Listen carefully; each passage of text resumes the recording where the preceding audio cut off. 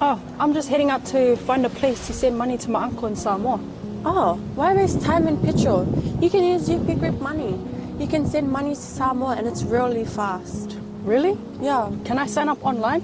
Yeah, it's really simple. Sweet, I'll do it now. Okay, bye. Bye.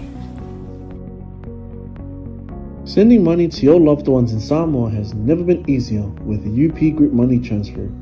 Our service allows you to transfer money quickly and securely from the comfort of your home or anywhere in New Zealand. Your family and friends can conveniently pick up the money from over 40 villages across Upolu and Savaii. No matter where they are, we've got you covered. Our user-friendly online platform makes sending money a breeze. Just visit www.upgroupmoney.com. Sign up and start sending money in minutes. We're here to help. If you have any questions or need assistance with signing up or sending money, please don't hesitate to contact our friendly support team at 09558 2896 or 0800 877 328, or visit us in the office at 6/22 Station Road, Otahuhu, Auckland 1062. Experience the ease and reliability of UP Group Money Transfer today. Your family and friends in Samoa are just a few clicks away from receiving your support. Visit www.upgroupmoney.com now to Toi whatalo whātu le nei vahenga o le uli le suafa manmalo Yesu Keriso. Ia i le tātou pōkalame o le mana o le atua i lunga o le tātou wala anta le kalopo Kingdom TV. Naro le whamamalunga sunga le whantonu, o le whaiwhau sunga le whengainga ya preta, ia me se fōle whātua whapea fōle poa. Whātalo whātu le nei vahenga o le fiafi, le auli, malo le wholau, malo le unsai, malo fōi le whātoatoa le nei aso i whiau ngā luenga o whenga iai, ia po whea fōi se tāwha o le nei atunu, ia o te whātalo whātu le nei vahenga o le auli, i le suafa mā walunga o le tātou wali i le tāi au a uli o le pō, ia maso se vahenga lewa le laulangi, ia o isi atunu wao, isi atunu i o lofa apea nā o na le vave au wa i le pō, ia o te whaafeilo i atu, mā lo lava le onsai, manatu le loto, ia o lo so longa le leile nei vahenga le uli, i le tausinga ma le taitainga alofa o le tātou watua, i lo o tō soifuma so manta wola, fi au mga alwenga, maota malawa, ia e mase foi le nei vahenga le aso e lo e fi taitunga i au tiuta whai, ia manatua lo o iai le alofa o le li taritonu foi le nganga, ia o lo o māwalunga le tausinga i lo soifuma so manta wola. O te whatalofa foi le nei vahenga o le uli i le tapo inga maua ngai whangaingai o lo whapea nā o na lantou nono manu nei aso i na ia manuia ngā luenga whai o se tātou watunu. Maise le tapo inga nei tua asinsina i maota malawa, ma lo lava le unsai ma lo tau whaitalo. Lava lea wanoa lea o mwhain tātou toi whatapai ia i lungo peau ngalu i lo teita i mai o soi fua ma leola, ia tātou te whailoa i le alofa ma leanga leo lea tua whatalo whatu, Toi lunga le tātou YouTube channel, i nei paanga o e o lātou mai mo mai, whaftai lau te talo, whaftai fwy whiau tusia mai e whamalusia ai, ma maua ai le whamalusia au fwy lau whainga alwenga. Ma se whai lunga le YouTube channel, YouTube live, o lo whapea na, le Facebook live, ia o lo whapea na, o na e mai mo mai, ma lo lava le soifua, ma lo le unsai. Whaatalofa atu, ma ufufulofa atu, ia le suafa manmalo Yesu Keriso, ia whaatalofa faturi mai, i le nei vaenga le uli, ma lo lava le unsai, ia manatu lava le nganga ma le loto, e le usuia le alofa ma leanga leo le atua, i loto se fua, ia maso mato wola ave ave, ia leo wa tātou toi mafutai, e ala ilana puipuinga ma lana tausinga, ia o le to so ina leo tātou pokalame pe ona tātou e ona tolusu ma leiva leo le mana o le atua, lo tātou whasoa ma tātou tala noa ai, e se foi leanga le lei, e se foi le alofa, e se foi ana ngai o inga, o lo e mon mawina, i lo silsila ane o tafa ma mea lo tupu, a oi ana whetala i pause mano i o tafa le taitai ane, aisea, o lo na mana lea lo whapenana tausi lima lo tau se fuma so manta wola, o mawaisa manta wawa no, ia vi ia lea lei, o tātou whamanu ai o tātou loto i le nei a whiawhi nei ori e ala i runa alofa ma runa ngalelei. Ia ala tātou a mata le nei vaenga le ori tātou talo, ia tātou tala noa fwere le upo le atua, whea lava se meo e mau mai ai. A mai e so a wane i le mtapa suma lima tu se yoane fitu lun whai upo, ia o tu mau ia te ia, tu mau fwere lana upo, o le upo le tātou te taritonu ai o tātou loto, o lo whai wawenga le upo le ia te oe maa o ia so oma. Po whea lava le mea o e anga i ai lo sai, le nei aso, ma le nei masina, le nei tausanga, ia e tātou te moli mawina o le alofa o le atua. Ela le naupu, o lofa pe nana ta ina tātou i mea umalava. Le foi la whai ura whainga malanga le nei masina, ia e moli mauma mawalunga lava le alofa, tātou moli mawina le matautia o lana upu ia te tātou i le aso, ma le aso, i le taimi minute ma se kone, ia e masele au nanga le atua lo auto wa mai tono tātou TV nei e whape na ona whainga luenga le whina ngalo le atua ma vai atu foi a nafi a lisi atu nuo lo whengai masapate nei aso ia tonu lawa le loto ia o le tele lawa o pura tunu o le tele lawa sulu le lei e whingo tai maua o le popo foi e matanga ufia ile lolo e whape na ona manongi le lei ai o le upo le atua e le ma wha matalaina lona le lei e lei se taimi e lea ngai, e lei se taimi e whapena ona se ai wheta lainga yana nea fionga. Nara fuena whe mai asu ia aua, o lana upo e tu sa loto i tātou. Aua nei mawai ia mamulua nisi mea, holo i le lalolangi ne whana nau ilo loto. Aua nei mamulu e se le upo le atua le anga o i. Olo ta oto le whamsinonga, olo i le plan, olo i le whatonunga, olo i le whiriwhiringa, o le manuia ma le oti, olo i te tonu. So se tangata ta e whaongaina le upu e manuia o lana leu. Wheta leinga whemei le fuifua ai manuia fuili mea na te awina. Longo winga o lana fionga lulu e le pa ufua e whapena o na manuia so se loto so se nganga e whaataunuina o whaatino inai. Ia la tatu talo lo mātou tamai o le langi e o mātou o mai e moai whaafitai alo walofa o no avanoa. Wa le aia sa mātou tala e whaia pe ana mātou le maua le nei awanoa a wa mātou titoe mo moli le vi inga ma si o mātou loto whaftai ono le awanoa wa e ta tala mai mātou toe whailoa i marau au na whaatonu sunga whengainga e maisele le mātou au whainga luenga ia e maisele ala ata TV pa anga mo ume masani ono vavenga o le vavenga le neita e au i lo mātou whailoa inga awa e le tau pule lava ele tua le tangata le ie ma le ola e tau mate le ete pe tua mani a o lo walofa lea ua mwhai o na mātou toe whailua ia vi ia ma wha manu ai o mātou loto ia fo i le vi inga matu mau lau fio i le nei a fiafi a wane ia te mātou le ali ie mātou walau atua i le nei po wha manuia mai ai maise le ali ie lungo lo mātou wala ata o paanga mo me masani o e mai mo mai o lo te talo mai me se la tolo fa penana mai au tusia fa malosi ai te talo ele nei tai au ia ilo wanga le lei lau fa nyanga lo mato tua ia i wa me uma lo vi inga i u me uma lo walofa fa manu ai o mato loto lo mato tu mo mai lo fa unga ma lo fa manianga au na atu mangalue mo lo fina ngalo le nei afiafi o le mātou talo le mo le olenga ala ia Yesu amene ma amene ya ia le atua le nei ori o le lukon mta po e valu lua fai puse fangata lusuma lima luka e valu lua se lufu lima fa perfecta wina o mali wae o na so ile tasi aso ile va o fet feta la yatu fu o ia te la tau tātou o i le tasi tu vai.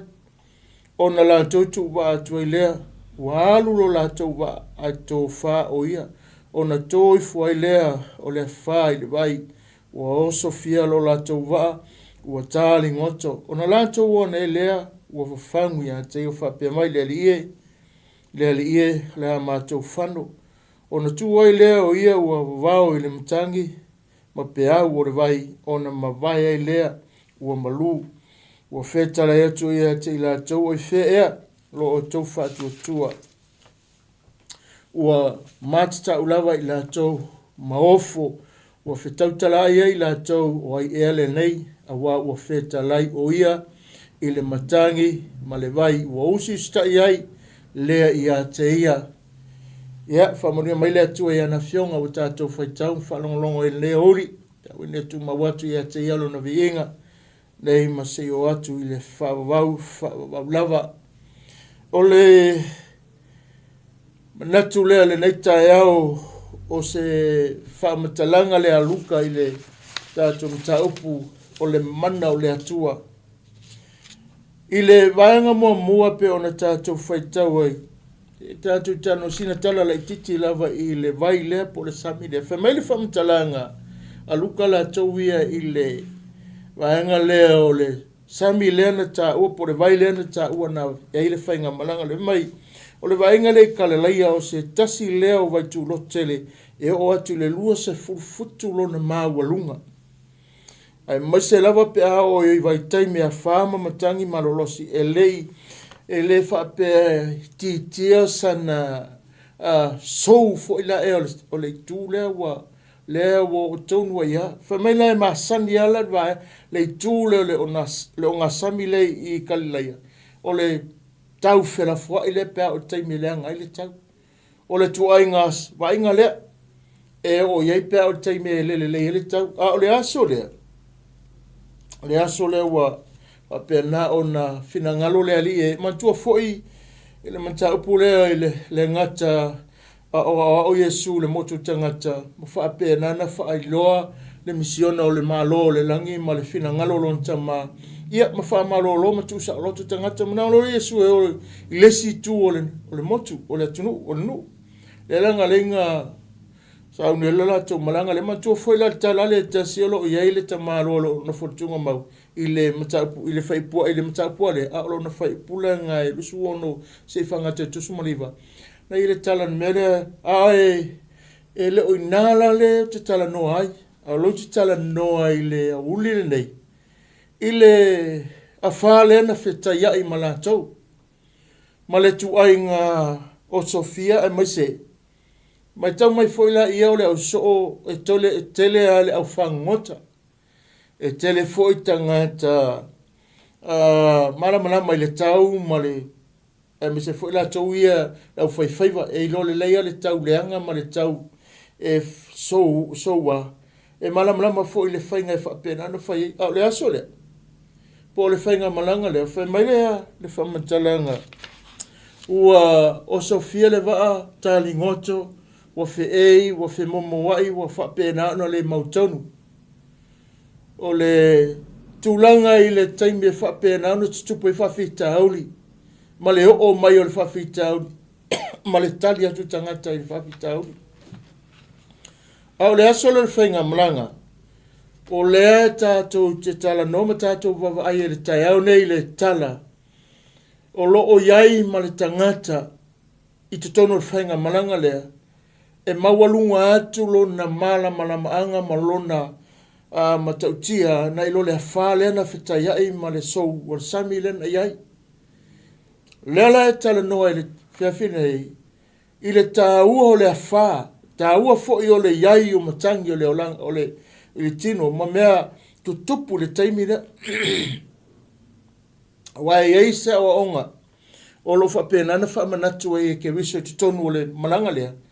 E a o mai a tātou i lona lea tāua ai ma se fo se tala luka la tau ia le tustala e whamatala o lea le winga lea se tāua lea whā lea se tala fo i le taimi na whapenana i Yesu le la tatu tala noi ona o le lofa tu noma o le mana o lea tua o le tātou ti tilo iai ma tātou whamoemoi ai e mawhai ona wha nofo file muinga fa fitau le olanga lo tātou iai. Mai o mai e se fe au fa manatu mo tātou i le nea uli. Po fea lava se mea lo mai mo mai ai ma e mata ma e tatalo mai ai. To se taimi lava o Sofia ai lo sa. A fo lau le nei tau nei olanga. Ia fa pe na ona e mana tua ma tātou talitonu. so se sa e whaapenana fulau whaatasi ma lea li o ia lo whaapenana ma whai ona whaataunu uai. Na te pūlea wha, na te pūlea ia le so-so o le sami ma tūlanga o mea. Ne whai lai maua mai le tana. Whai mai le whamitalaanga. O le vaenga i kalelea o tūlanga nga ma walunga e maise lava po o le malosi e iai lo lātou iloa. Ai maise lau so. Ai peita i ane whai mai. Na iai ale pōlenga. Wa iai le wha alia. O le au so o le tūlanga wa wha pena whetu. O tangata e whai vai malama lama. A le o ngā sami fo ila e masangi ngā lātou a whea i lātou whangotanga. A lewa whape nā o nā so whae ere matangi. Ia ma so re sami i lea taimi a o whaimele whaamatalanga. Wa pole vale. Wa iai le whaamatau. Wa iai le whewhe. Wa iai fo i le langona lia i tūlanga le wawai atu. Ia e whawana whape ngā le o langa lo tātou iai. E whape ngā runga le soifuanga. Ai whai mai le whaamatalanga i le taimi i lolo wā o le tau. A o whai malanga ai i lunga le sami i e sumo no so. E mai le whaamatalanga pe a tātou whetai iai. Amen. Pe a tātou whetai iai mā whā o le o langa le nei. E vā ve lava ona o mai le langona ia te i tātou e pe ua ma mao lava lo tātou wā ma le atua. Pe u fōringa mai ua le ai se atua i te tonu ia te i tātou. Pe a o le taimi e luluina e lo tātou whainga malanga.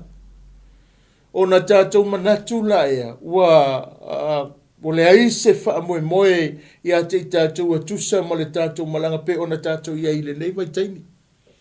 O lo tātou iai se malanga umi, i se tātou learn, o se vahenga tāua, a long journey, o lo tātou iai le taimi nei, e umi a le tātou malanga. Longa winga, e tele whawhitau li te tonu o le nei malanga, ma le tuainga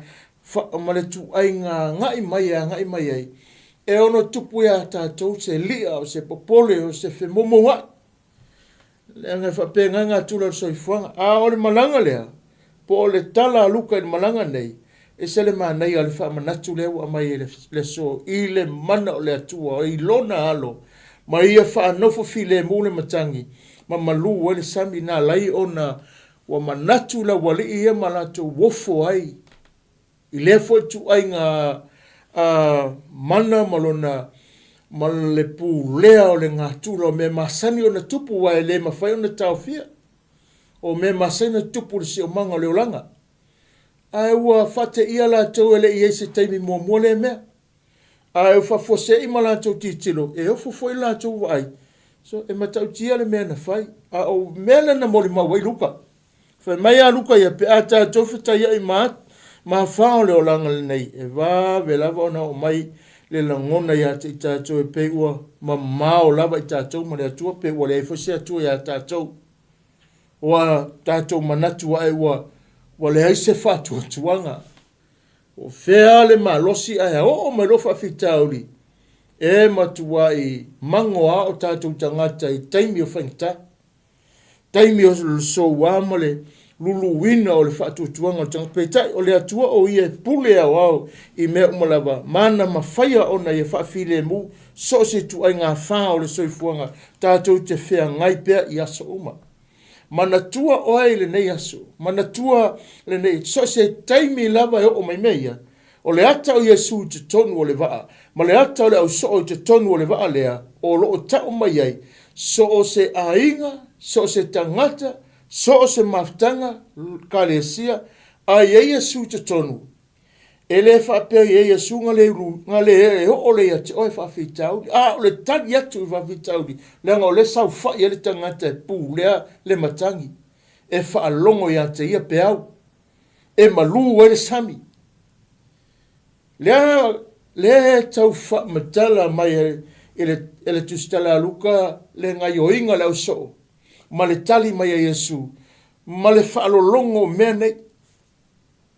O le ala mai ele fe au wha manatu le aluka le aso le nei mo tātou. Ai mai se, lo tātou taritonunga, ma lo tātou whaatuatuanga, ma lo tātou ioina ole whina ngalo le atua ua wala awa tātou. So e te tau o na tātou malama ai.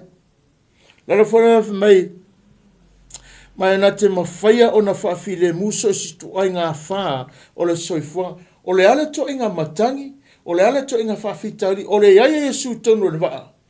O le ata lea, e whape nā o na whetaya, e le whape o le Yesu ya te oenga le eile se whaafitauri te lua whetaya. Pe ua le aini whaafitauri ke na asia.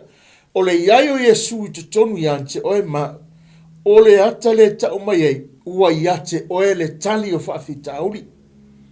A olona whaalawelawe pe a whaapea tātu te sirutilo lang o le tau whaamatala e luka i a le whetali ia i ala wali ine. E tusa ma le whaafitauli wo, saul whaafitauli, whaali mai le au so, le ale tua Yesu le whai. Le ale whaamatala i le whiawhile nei, e le nei tala po e a whiawho i lau whaitau ma le whaalongo fo i lau o lo whaamanatu mai ai le whiau tāua le nei. O lo au mai ai le whiau mātango whiere nei e whaamanatu mai a te tātou le tāua tele o le vāenga le nei. E ao o na tātou i loaina o le iai o ia, o le iai o Yesu, o le iai o le tangata le te tonu o le ainga, to tonu o lo soifua, to tonu o se whaarapatonga, to tonu o le kalesia, to tonu o le siomanga le tate e larolangi nei. O na iai leo le tali. E le mawhai o na maua e tātou le tali. Pe a le iai le tangata le. E le tāua o Yesu tono le waa. E le tāua le wali le tono le waa. E le tāua le whālena. Ma le soulena whetai ai. I le o langa o tangata nei. Lea na whapena o na o aiela Yesu le vaenga lea. I ai loa e tangata. Ia malama fo i lātou. E tusa malo lato iai i te tonu. Loinga la, o le iai Yesu tonu i le tangata. Awane e manatu o lo tātou iai whaatasi o tātou tali Yesu na le whapelei. O ia wasaunga le mume uma le to iai whawhitau awa. E tele langa le to tele laulangi sa iwanga na ua tātou mo moe wa ese mai tātou ma le lalolangi o tātou e ona tātou wole o lesi la sanga ua e mapu mai whi au ngaluenga ua e moe lo moenga whaatali le aso toi wala au mai ai pau leo le aso te le toi whaalongo e se mea le tala noa le pole nei le whiawhine nei o le tala noa na le whiawhine nei o le tala noa whaamanatu i a te i tātou umalo o soifua maola ile nei vai tau o le soifonga o tātou. O le whi aula luka po le whaamanatu la ngā luka o lo o tātou tala noa ai. E tusa ma le wha. Tusa ma le whengai o inga lea. O lo whape nā o na. Whai mai e pe a tātou tai ai ma wha o le olanga le nei. Wā vea na oso le langona nā. Wā vea na oso mai manatu. O pe se i o mamao tātou ma le atua pe tai. O le atua ia e pule. Pule au, le se ale me o lo mai ne manatu le o mai lo whawhika e whape sea. Na fōre me o tupu. Ai tā ua le whawhitau le tā ua o mea o whetu le ni mai. Po o whawhitau le e toi asi mai e o a mai lo whatuatua ma lo taritorunga le iei le nei vai tau. E whape nana toi asi a whatātou po o le maupea lo taritorunga o Yesu ke viso le whaola lo o langa ma lo uanganga. Ai fai mai la luka mai le tusi le nei a luka le tatu tala noe ma tau pai valu lua se o le lufu li ma fai mai langa wha ma talanga luka lea mai olo wha ma wina ile tali a tangata ile fe awa le tala le ke wiso pe ao o mai wha whitauri taim wha pene o na iai lea mua o le maula luka ile tali a tangata o le tali lea la wali po o tali a tangata ile taim wha whitauri le alala nga iai o le manatu le aluka alu mua whaamatala mai. La se tali ala wali ia keimea whawhitauri. E mai i le tusile nei aluka, le tatu tala noa le whiawhire nei. Walu whai po lufulo se lufulim. O lo wha mawina ai le tali atu a tangata i le whiau o le tala lea ke wiso pe a o mai whawhitauri i teim whapea nei o na iai lea. Iei lea o se langona I tangata te tau ona whaia se whiliwhilinga le lei. Ia o le tala mua muala lea luka I le vaenga lea o tātou tala noa ai. O le tala lea whamanatu a luka o lo au mai ai. Whai mai a ia o le mele na tupu I. O le memo mua le na whaia tangata. O le whawhita auli le na tupu I. Na whaia le whiwhiringa lau so lea. E o sa o lawai o le ali I le wha, I le ali o le ali e pule le matangi. E whawhangu le ali. O le mele na tupu I le maule aluka ma le tustala ma le wha manatu whai mai. O le memo moa lawa na whaia tangata. Na o e whawhangu. Pena o e whapena o na whaia se whiwhi. Na lantou whaia se whiwhiringa. E ta lia Yesua sau whai. E na te so sa vinga le whawhita uli lea. O le tala la po le whamanatu a luka. So se tangata lava. I le lalolangi nei e tele Italia Yesu I whawhita uli lo whetaiai maue. E ta tau mua mua o na whai sau whiriwhiringa. E whai sau whiriwhiringa o na o le mana o le atua. Na o ia e mawhai o na soki inga le whawhita uli o le olanga o tātou iai. Na o ia mawhai o na whawhile mu matangi mawhao le o langa lo tatu whitaiai. O le ala tau mai e ruka I le vaenga mua more ma ina ua wha toa while mu Yesu le wha I lunga o le sami I kale le sa ia la vea ina le au soo ma wha lia ai lona mana ma lana pule sili sili ese mea mua na whai le au soo. O le wha sanga e whai le whiwhiringa le lei. Ma lato whaatanga Yesu e saua tā ofi matangi ma wha. Lea na tupu I. Ina ua mai, ina ua whio mai Yesu mai e hape nana tā ofi le matangi. Tā ofi le wha. O le vaenga mua muana lea tala luka la tauia. So se tangata e te tau o na whaisau whirwhiringa. E ta lia le mana o Yesu ke riso le mana o le atua mō whawhitauri. O le lalolangi ro tātou ye. Ele I ave se whawhitauri. Ele I uma whawhitauri. E tupu pea langa o le tau te lalolangi. A o le whe awa le pōle nei. I le mana o le tātou atua e ala ia Yesu ke riso. Le wa whio I le langi o whai o ia o ma purwanga lo tu le tuta matau le tuta ma. Lo whai lava o ia ma so tanga o tangata ma lava. Le ana whamanatu e luka le whiawhila nei. O le me mua le na whai lau so o le whai o le whiwhiringa. O lea, o e whawhangu ma le whaola. Au mai le whaola na te whapena o na sangai ma whawhitauli le o le ata whaingo fia lea e whamanatu ai sa moa I le pōle nei e le mawhai e oe le mawhai e au le mawhai e tātou se mea pe a le iai le tangata lea e pū lea whawhitauli.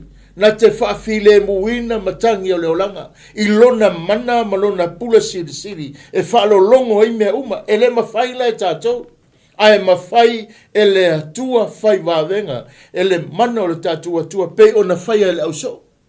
Pai meina ia. I la ua whio mai ina ua tūlai mai le whaola. Na ia wheta lai ma wha pe nana wao ia. Whalolongo ia le matangi. Whalolongo ia pe au so o le sami. Malatou whape nana while mu. Nā le hata lea mai, lava matatoe o ia o le tali o mana onga so se tangata. Kalanga aluka whamtalanga whole aluka tusa ma le vaenga tonu lea whape na o na whaia rau so. Longa winga, au mai ata ua le uli nei, e ole awala tonu a le whaia tātou. E le ma whaia tātou o na whaia se mea. O so se whawhita au le tūla e mai.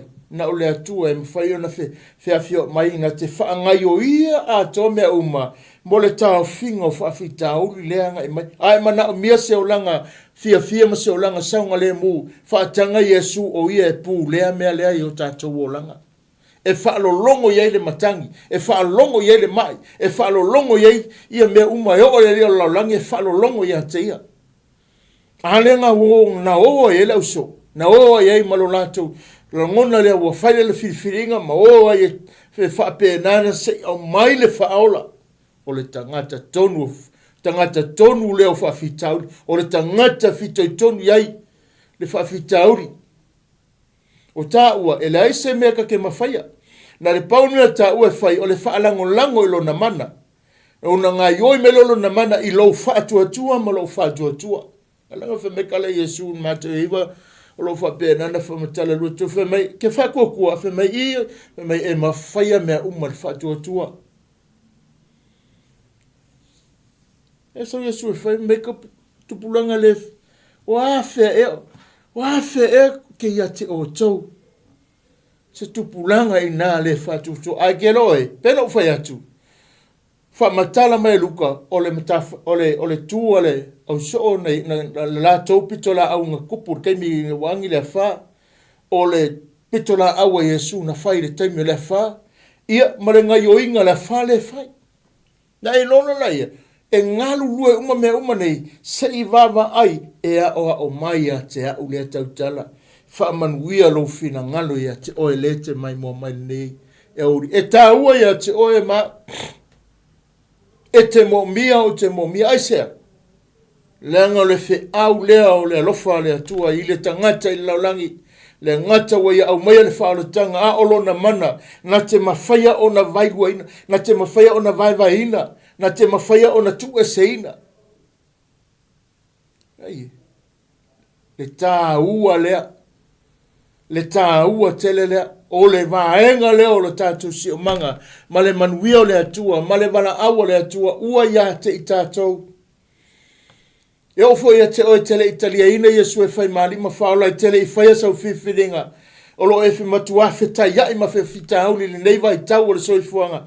Wa i oe le mena whai le au so. Le asa whea ia ma Yesu.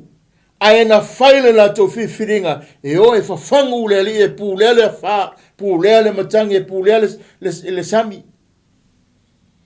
Yongo winga. So we must e kakaunga whai, tangata uhola uma e te tau o na ui le mele. E te tau o na whaatino le mele. O lau whiwhiringa te manuia, lau whiwhiringa tātou te saolota ma tātou solonga le lei ai. Pēna whai atu e lei tai, e lei ave se whawhitau, kwa e mapu me whawhikauri pēa kako momoenga tū mau.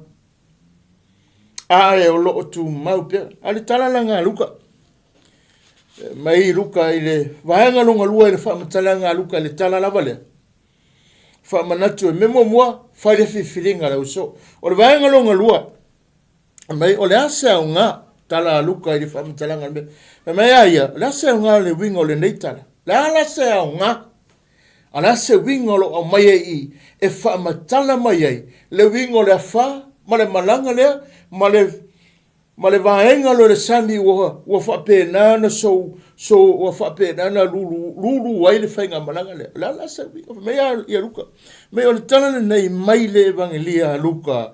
I la ua whaafi le mo Yesu le wha. Ma malu ai le sami. O se whailonga po o se ata. E tau mai ea te tātou e mawhaia le atua ono tau fia. Le vevesi ma le mautonu i o tātou wolanga. E mawhai. E mawhai. Whamerewanga mua na whai. Mai sa ia la vea ina le au soo mai whaalia ailo na mana. Vanga mua. Ai whai mai le vanga longa lua i le vangelia le aluka i lana tala lea. Whamanatu mai e. O se whai longa po o se ata e tau mai ai ata i tātou e mawhai le atua o na tau fia le vevesi ma le mautonu i o tātou o langa. E mawhai. Po le ale tu ai ngā whainga taha whea ngai ma le lalolangi. Ma tātou le si o manga tono New Zealand, te tono lau whale. Whioti ma tangata i Samoa, le lalolangi a toa. Le o mautonu lau mawhauwhau, whetosua inga lau loto. Te leo lopo whea tono iai, se mea e whapenana toa iai, le tā whenga leo le soifuanga lo iai. Whai mai le tala le venga lia luta e whaamanatu i le tala le nei. I lana ia tala i le venga longa lua whai mai. O se whai longa po o se ata tau mai ei ata i tātou e mawhaia le atua no tau fia. E mawhaia le atua i lona mana o na tau fia ve vesi ia. whawhitauli ia, o mea onga ia te ruwhitaia e mawhai. E le aise mea whamaitala mareko, e le aise mea mawhai tangata a o lo watua, e le aise mea na e mawhai lo watua mea uma. Nau winga, e le aise mea tasi. E le aise mea tasi e le mawhai le atu. E aranga le mawhai. Pe o le whamanatu o le vangalia luka, o lo o tau mai ai le vangalonga lua lea, e whaamatala mai le ata le na tupu i, o le ata atoara e mawhaia e lo atua lea te ngā lue ai lea te wa e talia ina Yesu. A o lona mana lea, e le aise mea whaingatai atu oi. E ke ai whawhikau le whapenana whiangi ai au tafa. E te la ngona ina fo i au tafa mau talane. Ai whai mai aia o leia te tonu tangata file mu wariwe vesina. Longa winga sa moa mai se la tunu pere male aka male tātou ainga whatu atua i le neo ori. I le tala a, po le whamatala a luka la tau i le whaiwali a luka, i lana ia mau i le vaenga lea, e whaamanatu mai ai. Le ngata na ia lavea ina le au soo mai le sou mai le wha, mai le whiwhiri, mai le whiwhiri nga sa o le nga whai lau so, ma lātou whatu lai mai Yesu, na lavea i e lātou, whai mai le ilu vaenga longa lua, i le maua le venga le aluka lo whamatala mai, e le aise me tasi, e ma whai e le atua lea, o na whaafile mule vevesi lea. Wo iai whasili wau whaalongo ai, wo iai tala wau whaalongo ai. Whai e tangata o tangata Samoa, o whio iai le atua, o whio te mai tangata i Samoa. Whio iai le atua au whasio tia, aua te whasili.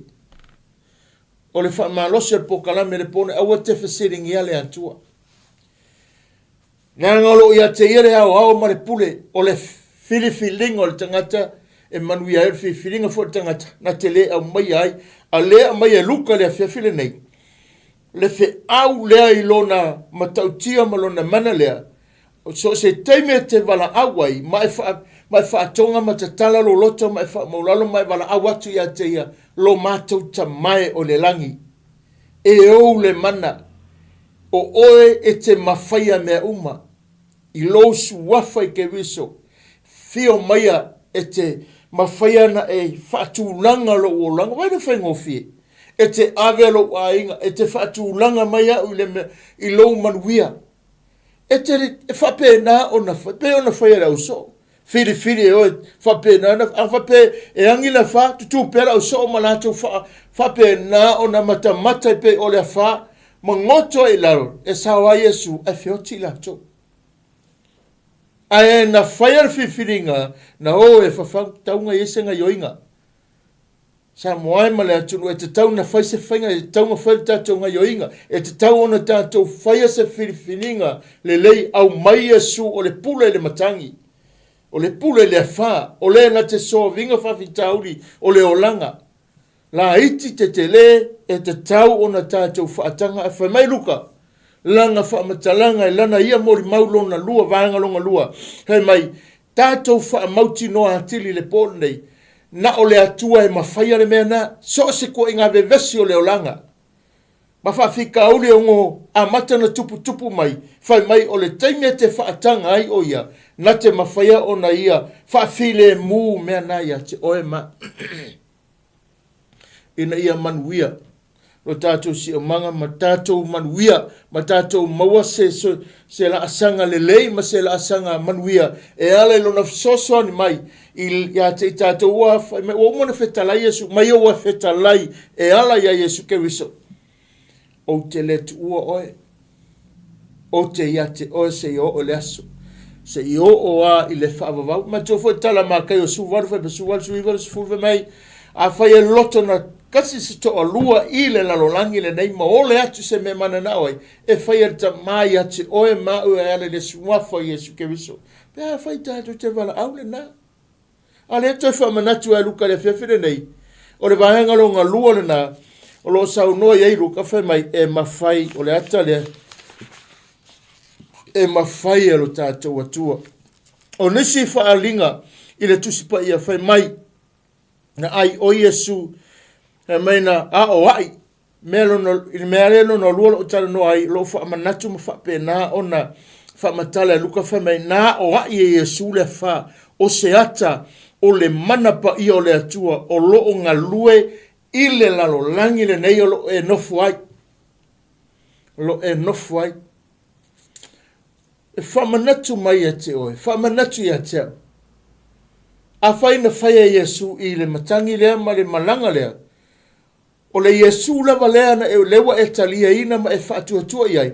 O le Iesu lava le nā na te o ia whaafitauli lea. Ma ia whaatonu le whaafitauli ngā ilo na mana na.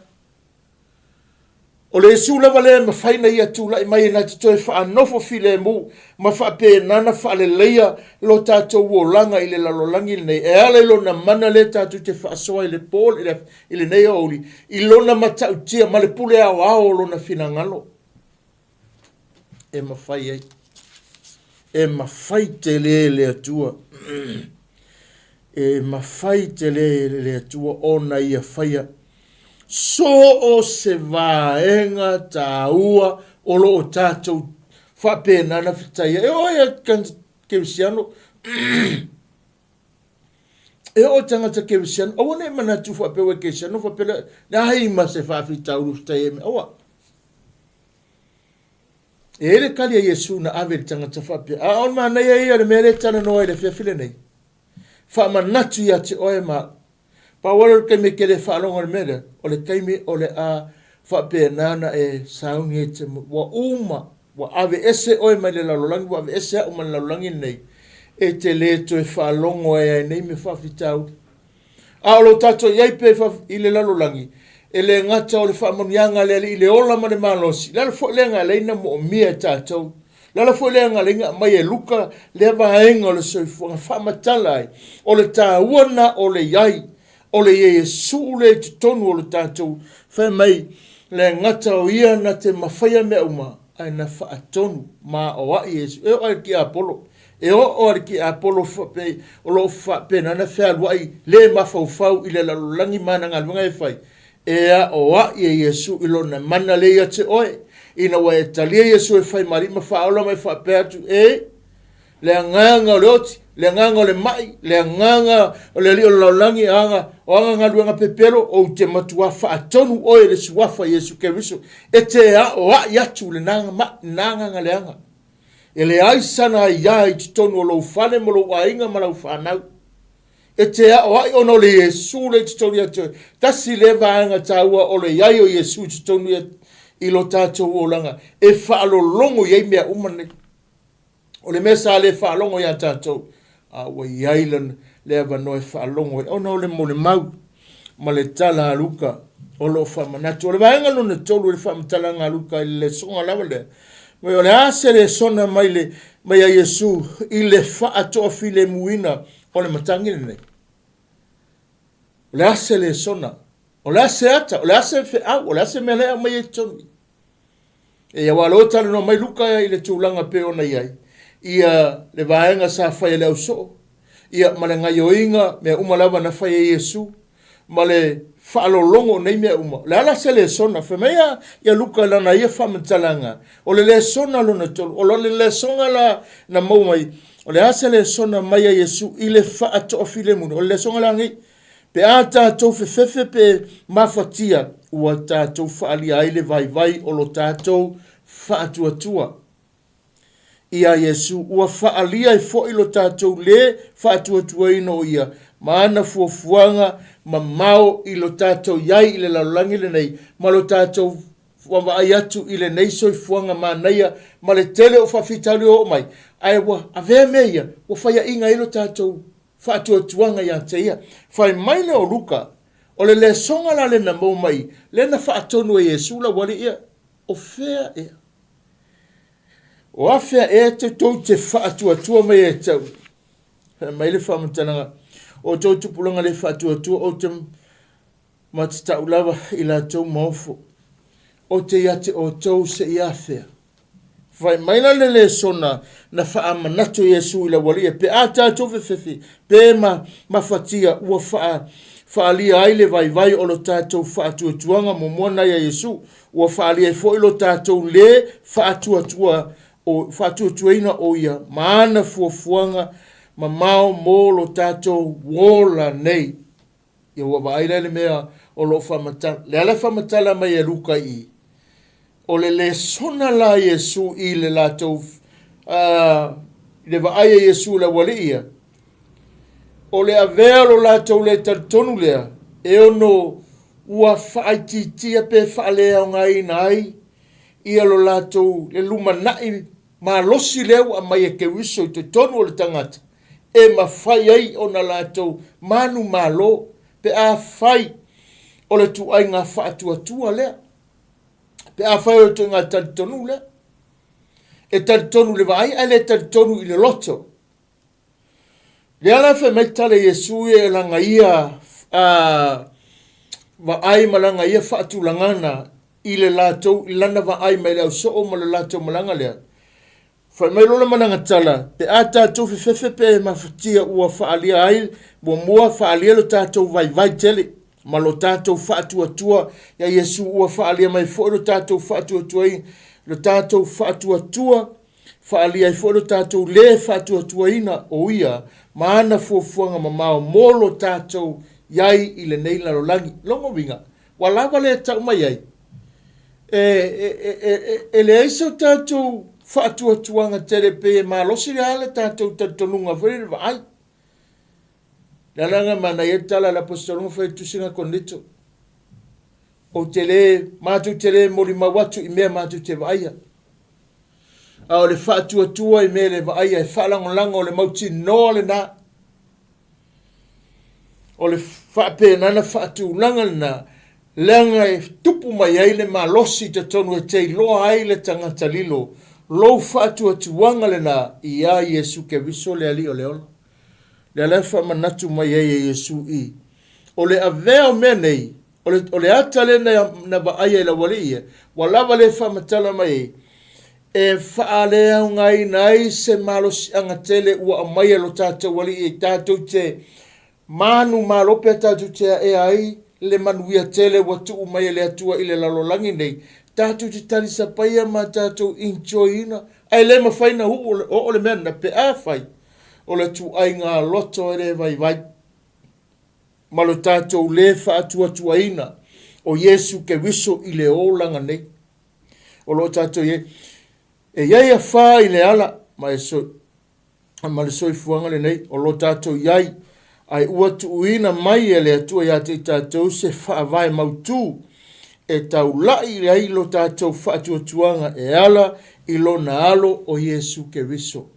Pai le manino le afionga le atua, lo wha manatu mai. Whai mai le tala Yesu ke riso, whai mai le afionga le atua, o le matua e le whapeo tala no luka tala no le matua manai le langa amuia tātou o le koe inga whawhikau le o le tala noa o le tu ainga so se tu ainga whawhitauri i le o langa nei whai mai ai e mawhai nala lea lenga tātou talia Yesu malo tātou whaatuatua whamitari o tau whaatuatua i o tau taritonu o whaatuatua taritonu ma tau wola ina o le fili o le kamange o le taritonu, o le fili lava o le mene nei, o le mamole, o le iai so whaatuatuanga, e se le mea tau talai, e se le mea nei so i fumaolai. A le wha manatu mai e Yesu wha mai, e ia whae le ala, ma le so i fuanga le nei, o lo tātou iai, ai ua tuuina mai e le atua ia te tātou, se whaavai mautū, e tau lai ai lo tātou whaatuatuanga, e ala i lo nā alupero Yesu ke viso, le ana wha mau whailonga le sātauro, lewa ya te oe, lewa ya te au.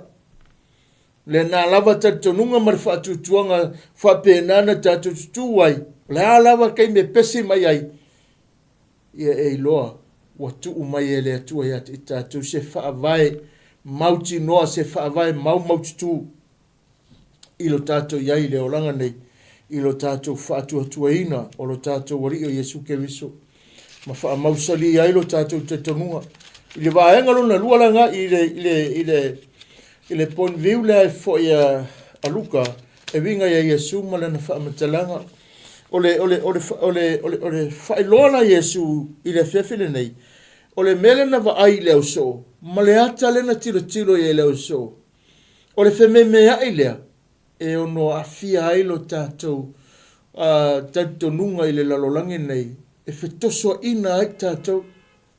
Ma vea ma mea wa tātou le mautonu ai, ma tātou le whaatuatua ai, ma tātou whapea ai, e le aise ma nei o le nei o langa.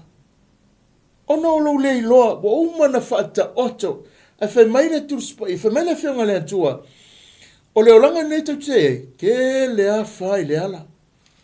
E tele foi matangi vale, tele foi whawhitauri, e whitai e mtātou le olanga nei, a whai mai a ia, a wa umana whaata oto, i se whaavai lei, ma se whaavai mautū le lei, e na te lawe ina tātou, na te soani teimine, o Yesu ke viso. O Yesu ke viso. Na te wha mautu ina, lo tātou tātou nunga le nā.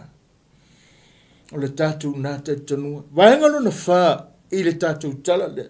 I le wha matalanga a le vanga lia luka whamai. O le ase wha atusa le wha file muina o le whale nei. O le ase ata. O le ase wha atusa tusanga o lo o mai le wha file muunga le whale whamai ala luka. O se whaamatalanga le apopoto, whamai, i nisi tangata apopoto wa ai leimea, sa tupu, whamai la tau, ma o se ata whaatusa o lona whaatuatua i le atua, e lei popole lava i aise mea o loo tupu, a wafoi o loo moe pea ia ma le file mu. O loo moe pea ma le file mu.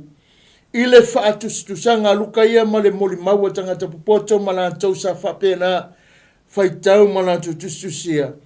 O le iai o le atua i lo tātou wolanga. O le iai o le atua i lo na alo. Ma le whailoa mai o le ta oto Yesu ma malolo. Le ea ma se popole iai whavitau ni na.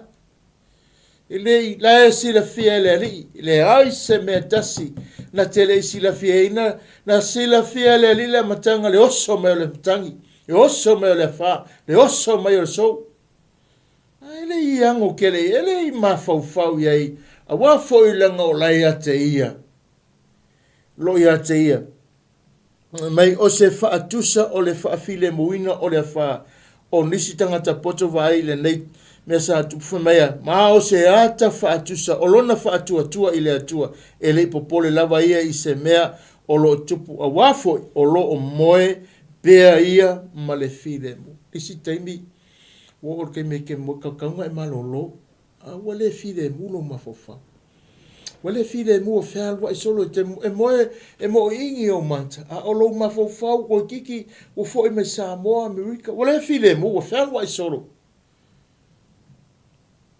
e tau mai ai, wapu lea tātou mawhauwhau i whawhitauri. A e so se taimi e te moe mai malolo o iai le ke wiso lo iai le mana o le atua.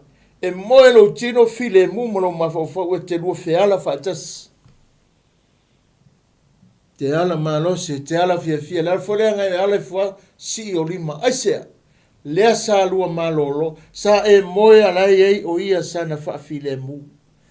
Le ai se me tase pole, o le alo le tātou popole tele o, whemelo le tale tuspaia, o le popole na tele whaasaunga le muina tātou, e ono tupu mai ei nisi whaafitau ni se tele, e ono awhia e o tātou tino i ni mai ese, no wa popole tele lo mawawhamu le loto, ai awhi le mua, ai ase me tase whapena o na luluina ai lo tātonunga maro whaatutuanga i le ali, ai mau pe lo to vai le atua amen ta tonu yai ma le loto fa tua pe ta sa fa fangu le so Yesu on o la to fefe ai maise le pala ai ina i fano ai o la to wala o lo ai le ai o so la to fa tua ina o la to fisiringa Yesu e te le popole ea o le amato ma le lemo ma fanu wa vai le me woi o iai oe le natu o ngā langona i le nei aso.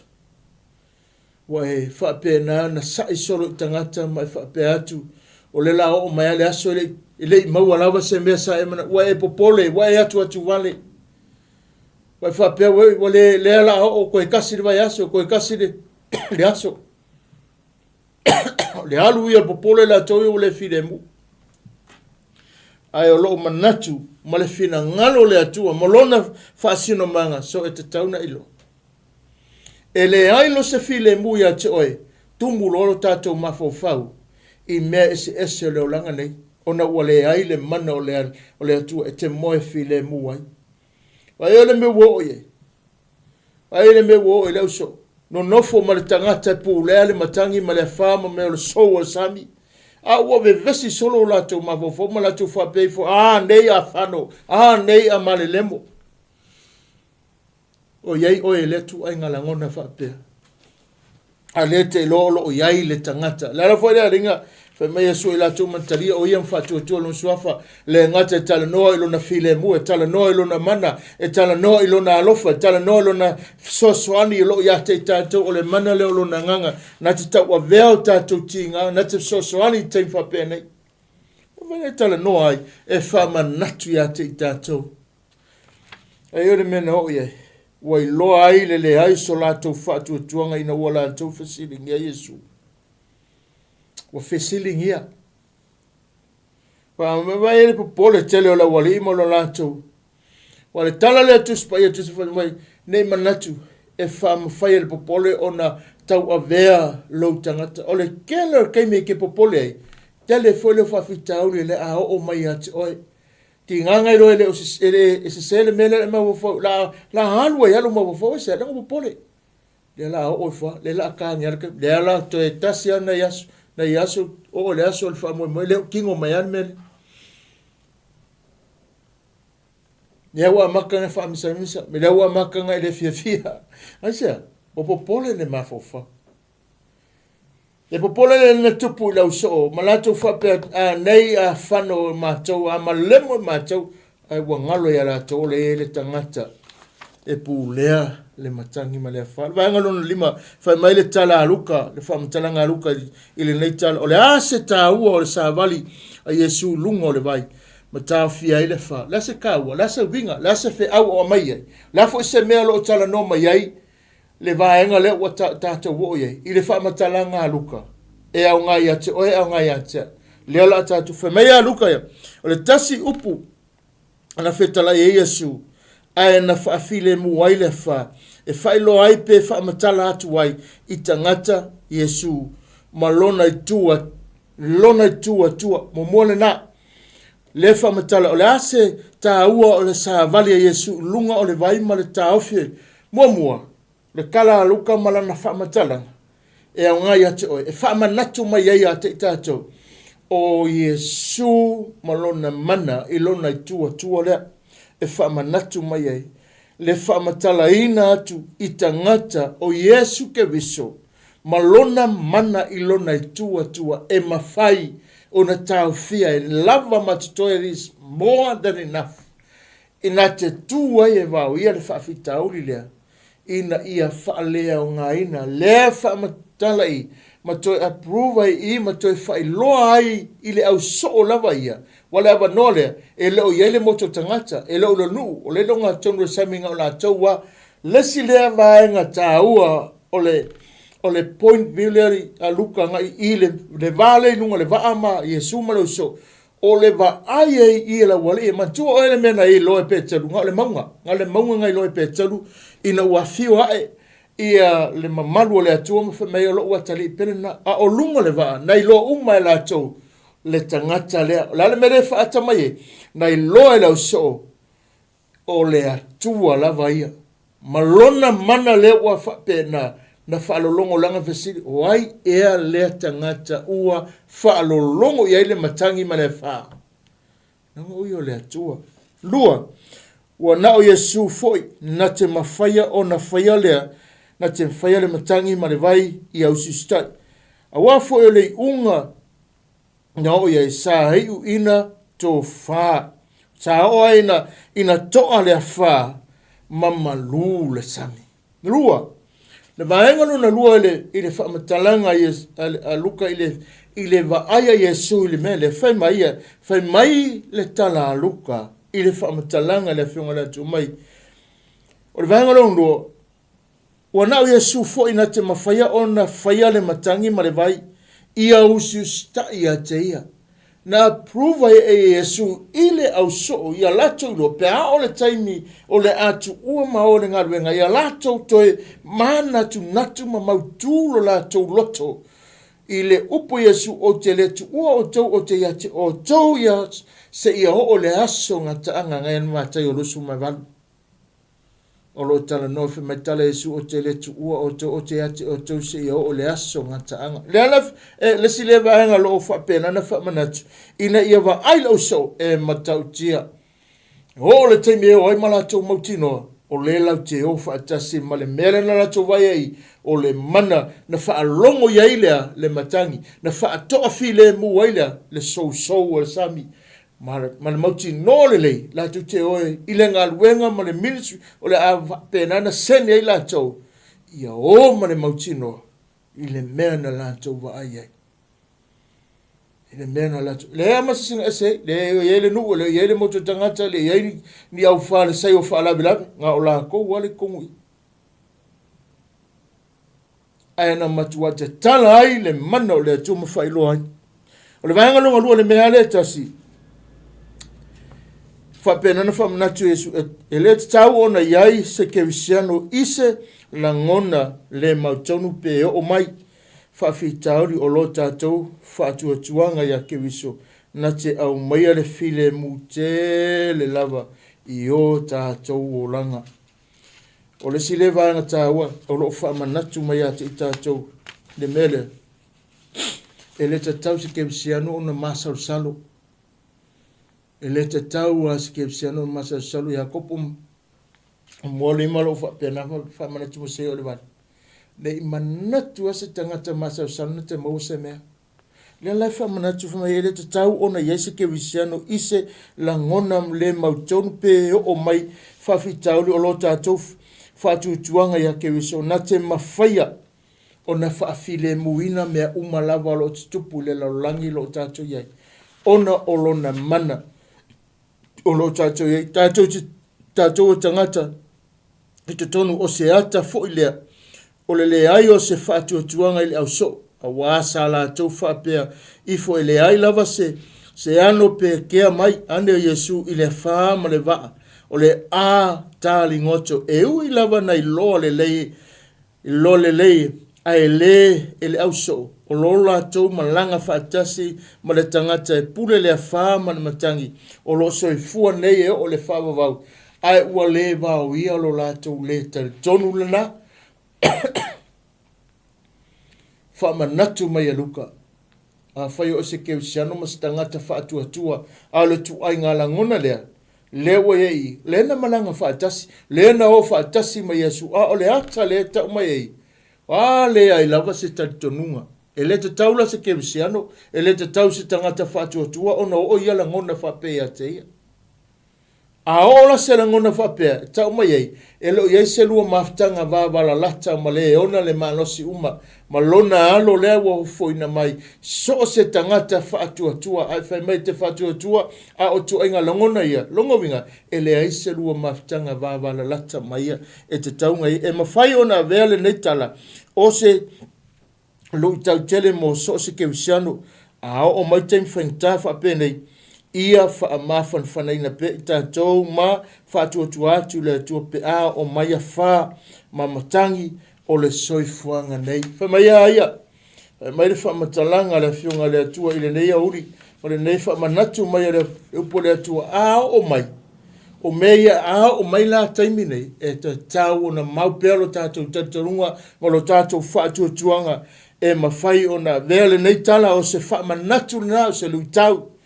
Tele mo so se kewisiano a o mai matangi whaingta whapenei ia whaamafan whana ma toa pe tātou loto. Ma tātou tātou ma taula i per tātou waai i lona mana lepe o na whaia Yesu le au so. Na ia whaafile mule matangi whaalolongo ia te ia pe au so o le sami. Mele le whai unga le whaamatalanga le tala aluka i lana ia poin vimala whaamatalanga. O le ase o onga tā ua maile nei tala. Le o onga la nei lau ke wasiano. E mai sei tātou. I whai taunga le tuspa ia. O loo whetala i Yesu whapea. O se tase mau whatawaina. o lona olanga i le lalolangi nei fa mai ia fa pe o se tase maulo na ona o e fa saoina ia wa ia fa ilo mai o lo tātou fili i le ola ina ia ola ai oe ma nisi tangata o le ata wa aia lea ole manu malu mawina o lo tātou ola ona o ia fa mai le vaenga muri o le whaamatananga. Awa te whaatari se ia o mai, matangi ma wha o lo wola. Sa ili nei ia te ia, whaatuatua ia te ia o lo whaola. Wa na o ia, lo whaamoemoe le langi.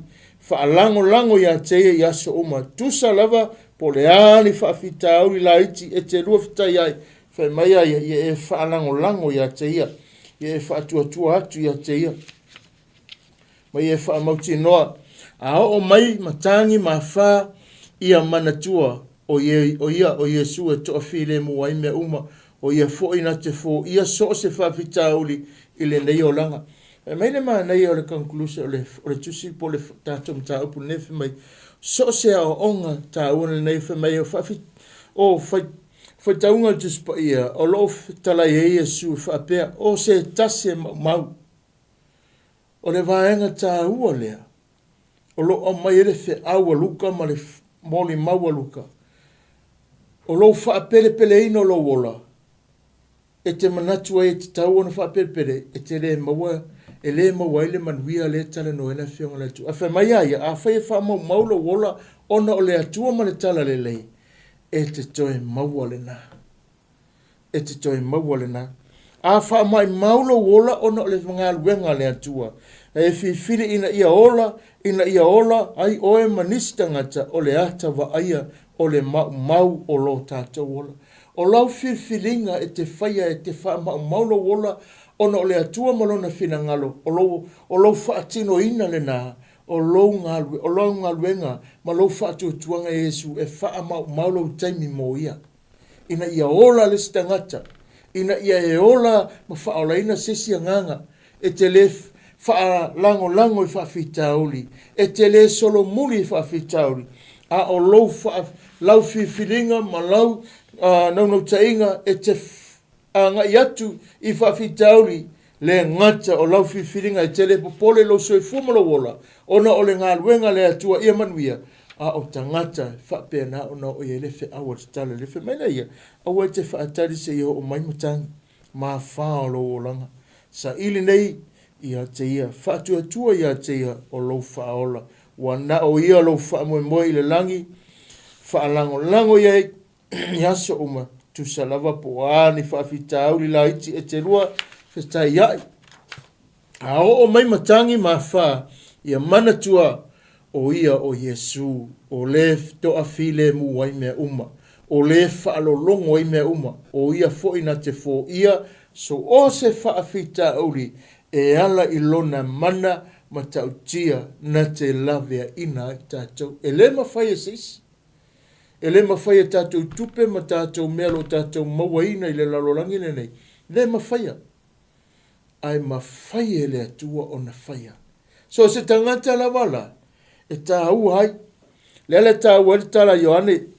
O lo wha manatu mai ati I tātou. A le luka ngā sukas, a lo whai polo whitu ma lova, ngai leo po Yesu nga.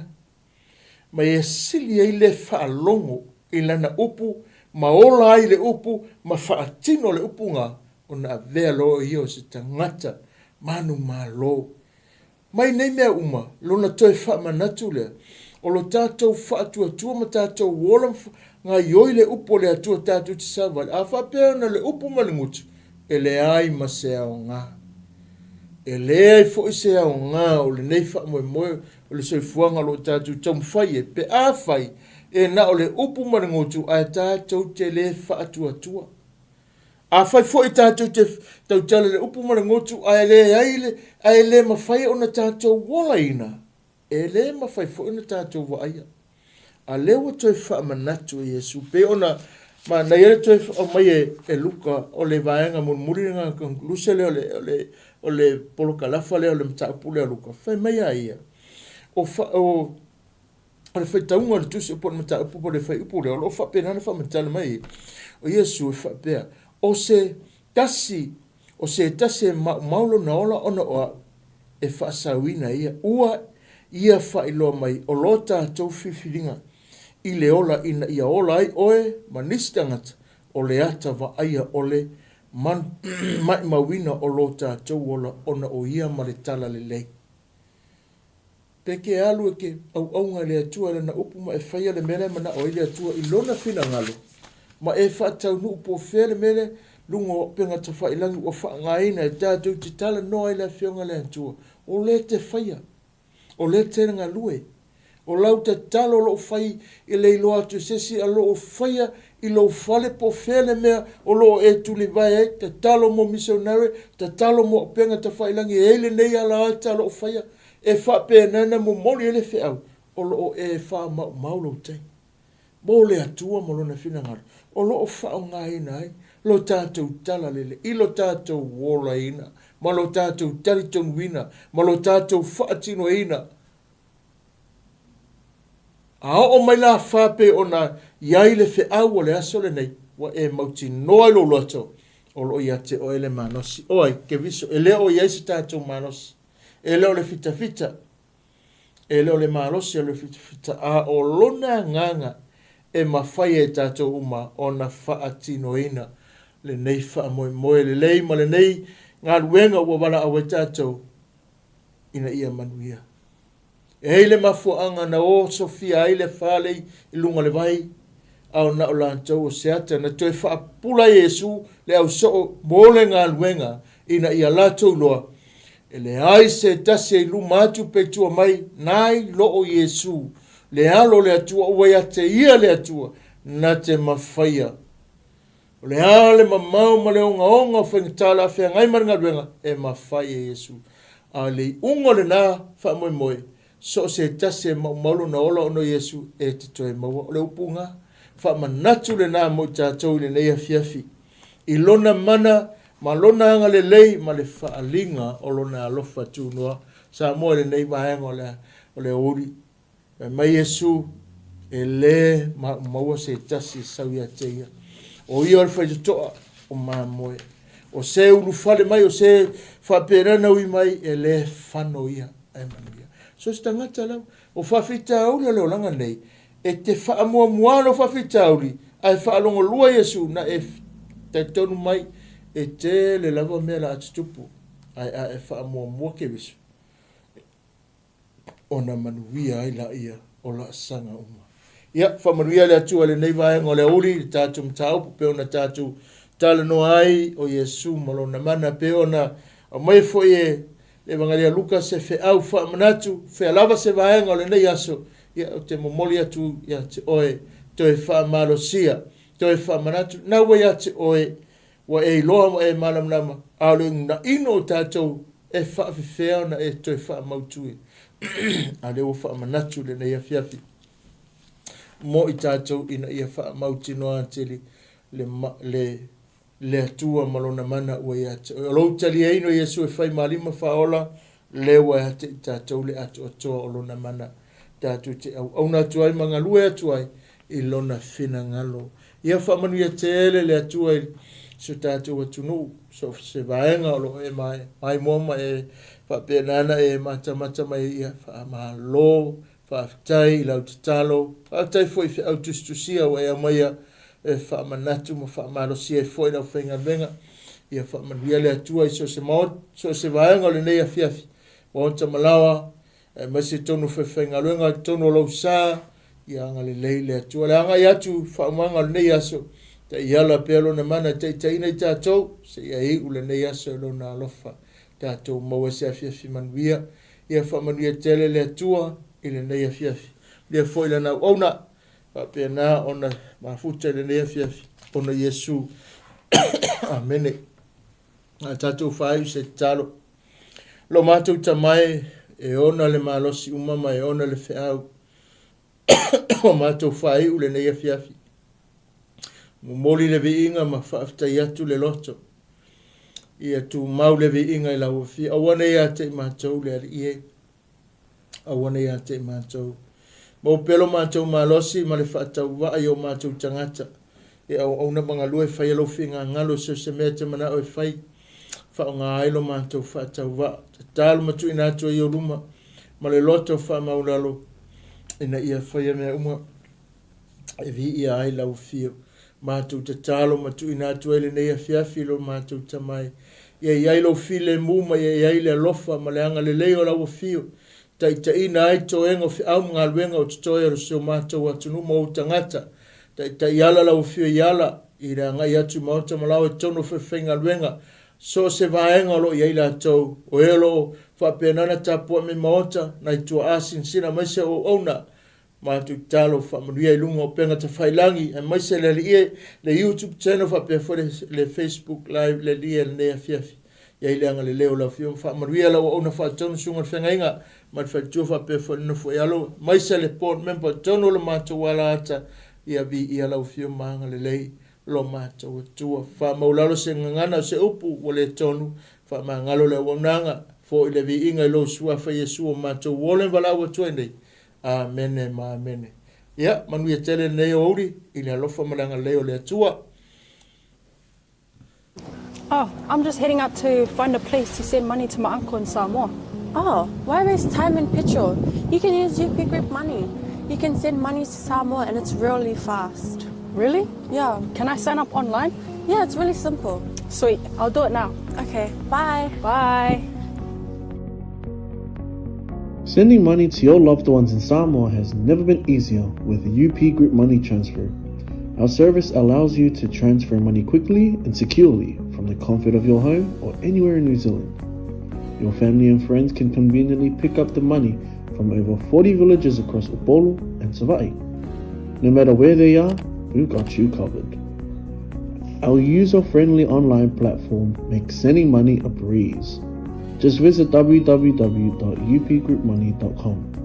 Sign up and start sending money in minutes. We're here to help. If you have any questions or need assistance with signing up or sending money, please don't hesitate to contact our friendly support team at 09558 2896 or 0800 877 328, or visit us in the office at 6/22 Station Road, Otahuhu, Auckland 1062. Experience the ease and reliability of UP Group Money Transfer today. Your family and friends in Samoa are just a few clicks away from receiving your support. Visit www.upgroupmoney.com now to. With UP Group Money's partnership with Vodafone Samoa Mtala, you can save money while you're still in New Zealand.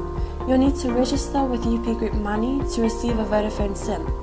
Once you have your Vodafone Samoa SIM, you can start sending money to yourself through your UP Group Money account to your Mtala account. You can only withdraw your savings when you're in Samoa. UP Group Money, in partnership with Vodafone Samoa Mtala, offers you a unique way to save for your trip to Samoa while you're still in New Zealand. Here's how it works. First, register with UP Group Money. You can do this online or visit our office for assistance. Second, receive your Vodafone Samoa SIM. To complete your Mtala registration, you'll need to visit our office. And lastly, start saving. Use your UP Group Money account to send money to your Mtala account. The best part, you can only withdraw your savings once you're in Samoa, ensuring you have funds ready for your trip. Visit our website to register with UP Group Money today, or stop by our office for any assistance. Make your trip to Samoa even more enjoyable with our hassle-free savings plan.